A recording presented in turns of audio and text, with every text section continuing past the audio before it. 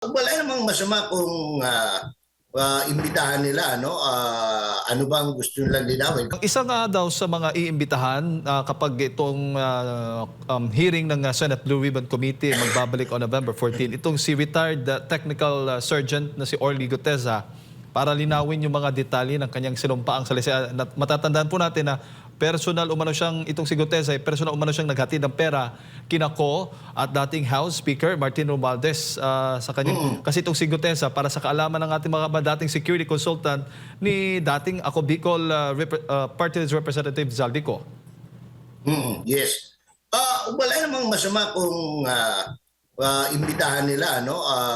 Ano bang gusto nilang linawin? Kasi kung ang lilinawin lang nila, yung tungkol lang sa pirma ng abogado, pwede naman, no? Kaya lang, it might be an exercise in futility unless yung gusto ni Mr. Lacson na kasuhan yung mismong whistleblower, nakakatawa tayo noon.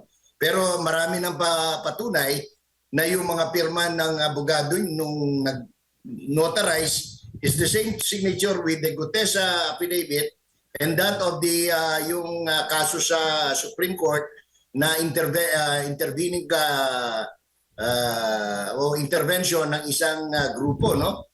The same, maraming kahit na doon sa DBM meron siyang ganung din pirma. So, kung ano pang purpose, hindi pa malinaw kung ano ang sadya ni Mr. Lacson doon sa pag-iimbita. Pero kung ang kanilang gustong tukuyin ay malaman ng gusto yung pagdi-deliver ng pera, ng maleta, ng basura, maganda kasi gusto rin malaman ng tao yun.